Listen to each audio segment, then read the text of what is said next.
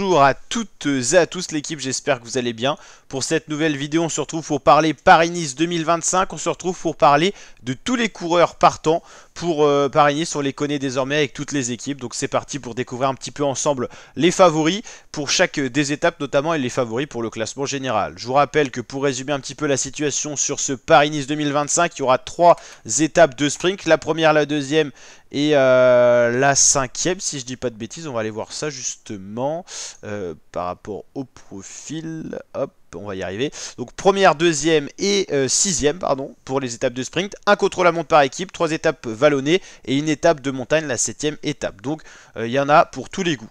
La Visma Live The Bike aura le tenant du titre 2024 de l'an passé, Matteo Jorgensen, l'américain qui était un peu vainqueur surprise l'an passé. Il sera accompagné quand même de Jonas Vingegaard qui n'a jamais participé au Paris-Nice et qui essayera de briller, de remporter cette édition pour sa première participation. Donc vous l'avez compris, 2 leaders, on appelle ça une équipe avec des co-leaders, Jorgensen, Vingegaard, 2 favoris prétendants pour le classement général. Avec eux, il y aura Edoardo Affini pour jouer le sprint italien, Axel Zingel qui sera équipier, arrivé dans les rangs de Visma Live The Bike, le français, Victor Kampenhardt en tant que capitaine de route, Per Strand Hagenes ou encore Bart Lehmann. Voici donc les 7 coureurs qui composent cette équipe R, c'est-à-dire réserviste, c'est-à-dire en cas d'un coureur non partant ou malade, et il y a Sepkus ou Lovenbel en remplaçant, mais il faudrait qu'il y ait un des autres coureurs qui ne soit pas partant. Donc vous l'avez bien compris, c'est bien 7 coureurs qui participent et il y a souvent des remplacements de dernière minute. Ça peut être un virus, un coureur pas en forme, ça peut être pas mal de choses qui font que tel coureur ne part pas, une blessure à l'entraînement, un coureur qui se sent pas bien, un peu faible et tout ça, et il préfère laisser sa place pour avoir une équipe complète et en forme. La Soudal Quick Step, on aura Maximilian Charman qui a déjà gagné 2 fois le Paris-Nice, c'était il y a un peu plus longtemps, 2020-2021. Donc c'est un prétendant au classement général, pas un pur grimpeur, mais sur un Paris-Nice comme ça où il n'y a pas énormément de montagnes, il peut avoir sa carte, lui qui est assez puncher l'allemand. Il sera accompagné par Eiko Bastian, Yves Lampard, Tim Merlier pour le sprint, un gros prétendant pour l'étape 1, 2 et 6, Dries Van Gestel, Bert Van Lamberge et Ilan Van Wilder. Donc Charman et Van Wilder, 2 leaders pour les générales, une nouvelle équipe à 2 têtes pour le général, et Tim Merlier pour le sprint qui est un gros prétendant parce qu'il est très rapide et en forme cette saison. Donc voilà, 2 belles équipes pour l'instant. UAE Team Emirates, ils ont Brandon McNulty, 3e de l'an passé du général. Ils ont également Joao Almeida. Une nouvelle fois une équipe à 2 leaders, ça fait déjà 6 leaders en 2 équipes, ça montre qu'il y a une belle start list. Donc McNulty, Almeida pour les leaders, Almeida peut-être le numéro 1, Ivo Oliveira, Juan Sebastian Molano pour le sprint, Narvaez qui est un peu l'homme à tout faire, Sivakov qui peut jouer le général au cas où il y a une déconvenue avec les 2 premiers et Nils Politt pour Poisson Pilote. Donc une équipe avec 2 leaders pour le général et un sprinter Molano, donc c'est pas mal. Molano qui est pas le plus rapide mais s'il est en forme pourquoi pas. Lidl Trek avec un leader, Mathias Kelmose, danois, accompagné de l'homme de main, l'homme à tout faire, Julien Bernard, Ryan Gibbons, Dan Hull, Alex Kirsch, Mats Pedersen et Otto Vergage. Mats Pedersen, une très bonne carte pour le sprint, notamment quand il y a des bosses. La première étape qui a un petit côté punchy à 9 km, donc pourquoi pas pour lui, un des grands favoris pour le sprint. Une nouvelle équipe pas mal. Un gros leader pour le général, leader Elix Kelmose, et un sprinter qui aura toutes ses chances de remporter une étape. Je serais très surpris si sur les 3 étapes de plaine, Mats Pedersen n'aille pas en chercher une, ou alors il faudrait qu'il ait un scénario un peu défavorable avec une 2e place ou des choses comme ça, mais sinon je sens bien aller chercher une étape. Red Bull, il y a du monde pour le général. Alexander Vlasov, le russe. Florian Lipovic, la jeune pépite allemande. C'est une nouvelle équipe à 2 têtes avec 2 leaders, Vlasov, Lipovic. Ryan Müller, le rouleur irlandais. Matteo Sobrero, Mike Van Dijk, Van Poppel et Svi Hoff. Van Poppel pour le sprint, mais je vous l'avoue que je le mets pas dans mes gros favoris pour remporter une étape. C'est pas le plus rapide. Jayco Alula avec Ben O'Connor, l'Australien pour le général. Pareil, c'est un leader pour le général, mais au vu de la start list, je ne mets pas dans les favoris. Il est capable de faire un top 10, mais un top 5, ça sera très compliqué, je le pense. Lui qui est arrivé dans les rangs de Jayco cette année. Lugderbridge, un autre Australien, plus rouleur. Michael Hepburn, Michael Matthews pour le sprint. Il commence à avoir de l'âge et de la bouteille, Matthews. Kellan O'Brien, Mauro Schmidt et Max Walscheid. Pour le général en montagne, Ben O'Connor, vous l'avez compris. Pour le sprint, Michael Matthews. Max Walscheid peut jouer le sprint aussi. Lui, il préfère quand c'est tout plat. Michael Matthews Matthews lui préfère quand il y a des boss et que c'est des sprints en petit comité. Donc une équipe qui a l'occasion de briller avec un nouveau maillot totalement violet. La Ineos Grenadier, ils n'ont pas des gros leaders pour le général, ça les change un peu des autres années. C'est Timon Arensman le leader, le néerlandais. Il aura du mal, selon moi, au vu de la start list, à accrocher un top 10 ou alors 9 ou 10e max, quoi. Tobias Foss, le norvégien, qui peut briller, il est bon partout, en montagne, au contre-la-montre, mais je le trouve quand même un cran en dessous des autres leaders qu'on a présentés, notamment Vingegaard, Almeida ou des coureurs comme ça. Bob Jungels, Magnus Sheffield, Ben Swift, Joshua Tarling, très bon contre-la-montre, le britannique, c'est une pépite vraiment, et Samuel Watson. Une équipe qui aura une carte à jouer au contre-la-montre par équipe parce qu'il y a de très bons rouleurs. Joshua Tarling, c'est un des meilleurs rouleurs au monde. Tobias Foss, ça roule très bien. Bob Jungels, il a l'expérience, c'est moins bon rouleur maintenant, mais c'est un très très bon rouleur quand même. Sheffield, Swift, il se débrouille bien, Rensman aussi. Donc franchement, au contre-la-montre par équipe, Ineos, Visma Light the Bike, UAE, c'est costaud. Ineos, je les vois pas forcément gagner d'étape, si ce n'est le contre-la-montre par équipe. Decathlon AG2R, Félix Gall en tant que leader, l'Australien. Il y aura Bruno Amirail en tant que capitaine de route. Stéphane Bisseger, ça roule très bien. Donc il y a une carte pour le contre-la-montre par équipe. Sander De Pestel, Oliver Zazen, Aurélien Parapinte et Callum Scottson. C'est il y a un peu des inégalités, mais il y a deux très bons rouleurs. Amirail, Bisseger, Félix Gall, il roule plutôt bien quand même. Donc il y aura quand même un top 10 à aller chercher au contre-la-montre par équipe.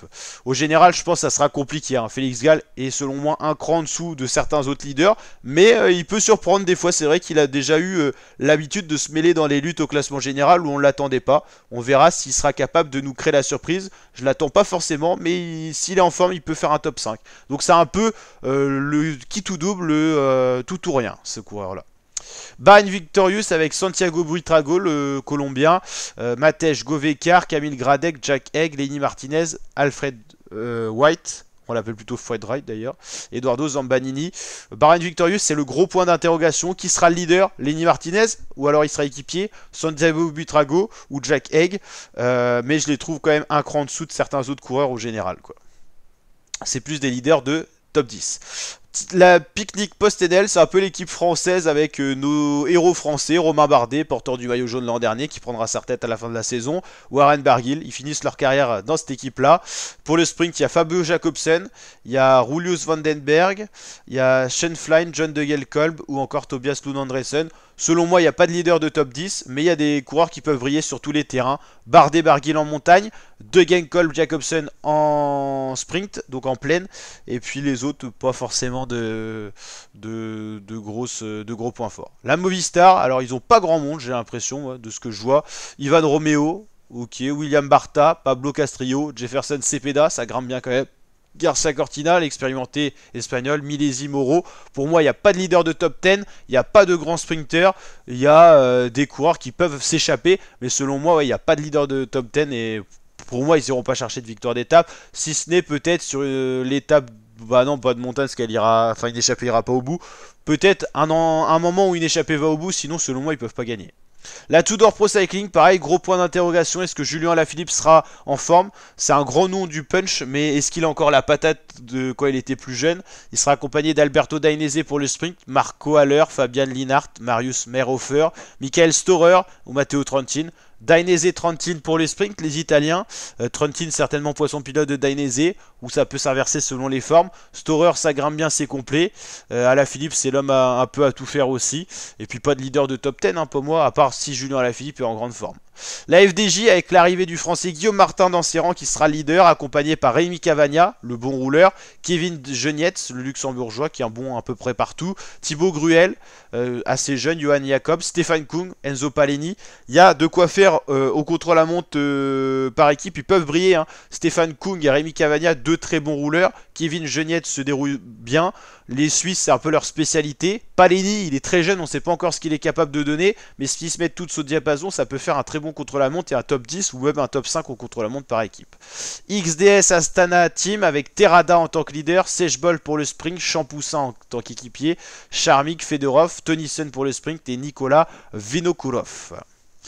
Voilà, gros point d'interrogation. Est-ce que la Astana sera capable de briller? On verra bien. Arkea avec Arnaud Desmar, qui sera pas le gros leader dans le sprint, mais ça sera un nom du sprint quand même. Sénéchal en tant que poisson pilote. Kostiou, Pierna, Guarnalex, Scottson, Thierry. Personne pour le classement général, seulement une équipe taillée pour le sprint avec Arnaud Desmar et Florian Sénéchal. Costiu pour s'échapper, voilà. Garcia Pierna, je sais pas trop. Garnalex, Scottson, ouais, Pierre Thierry, je sais pas trop. IF Education Easy Post avec Nelson Poles pour le général. Je pense que c'est un peu ambitieux de mettre l'américain pour le classement général. C'est plus un chasseur d'étape. Mais c'est comme ça qu'il a été désigné. Albanese, Casper Asgreen, Owen Dool, George Steinhauser, Harrison Sweeney ou Max Walker. Voilà, pas de numéro 1 au sprint, pas de numéro 1 en général. Gros point d'interrogation également. Uno X Mobility, l'équipe 100% norvégienne avec Alexander Kristoff pour le sprint, Jonas Abrahamsen qui peut briller sur toutes les routes, Amund Jensen, Johannes Kulset, Andreas Lexnesund, Anders Skarech et Søren Werenskold. Alexander Kristoff peut bénéficier de son expérience pour briller au sprint, même si c'est pas le plus rapide au jour d'aujourd'hui. Abrahamsen, quand il est en forme, il peut pourquoi pas jouer un général. Et les autres coureurs, Lexnesund dans une échappée, sinon je vois pas comment il pourrait briller. Cofidis avec Stanislav Anielewski, Aimé de Ghent, Clément Izquierdo pour les petits jeunes français, Oliver Knight, Sam Maisonnebe. Beaucoup de jeunes coureurs français vont peut-être se révéler cette année. En tout cas, ils sont arrivés dans les équipes premières chez Cofidis, chez FDJ. Sylvain Moniquier, Anthony Perez ou Sergio Samitier. Voilà, pas de leader de top 10, pas de gros sprinter, des équipes qui essaieront de montrer le maillot. Intermarché Wanty, George Zimmerman. En grande forme, il peut jouer un général, mais on l'a dit, il y a une start list assez complète. Kobe Gossens, le belge qu'on connaît bien. Hugo Page, un des sprinteurs français peut-être les plus rapides. Adrien Petit en tant que poisson pilote. John Smith, Taco van der Horn ou Rolf van Stinderstijk. Des coureurs expérimentés.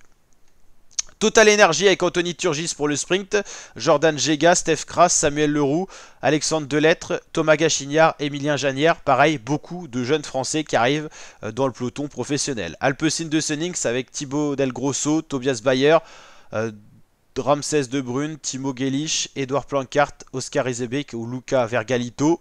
Et la Caja Rural, équipe surprise invitée parce que Israël Cycling et Lotto n'ont pas voulu venir, donc Caja Rural a été invité avec des petits coureurs, le portugais Yuri Letao, le coureur le plus complet de cette équipe, Sébastien Berwick, Samuel Fernandez Garcia, Joel Nicolo, Jacobo Trouba, le grec Guillermo Thomas Silva Cousson et Gorka Sorakan. Voilà, pas de leader de top 10, mais une équipe qui aura tout à gagner et rien à perdre. Donc voici tous les coureurs présents pour ce Paris-Nice 2025. Un Paris-Nice de 8 étapes, du dimanche au dimanche, c'est du classique. Et ça sera à suivre. On va regarder un petit peu les horaires à la télé sur Eurosport et également France TV avec France 2, France 3. France 3 notamment. Dimanche, ça sera dès 13h35 avec une arrivée assez rapide. Ça sera vers 15h30. Donc méfiez-vous de ne pas arriver trop en retard devant votre poste de télé. Et voici les horaires pour toutes les journées à peu près toujours pareil, 14h45 en semaine. C'est pas diffusé en entier, donc l'arrivée est assez rapide, hein, ça sera pas très tard le soir, donc méfiez-vous de ne pas arriver trop tard. Et le prochain week-end, 13h35 samedi et 15h25 l'étape 8. Donc voilà, n'hésitez pas à liker, partager, vous abonner, et je vous dis donc à très bientôt l'équipe pour de prochaines vidéos. Et voici les profils des étapes justement avec l'ultime étape de montagne, la 7ème étape. Ciao l'équipe.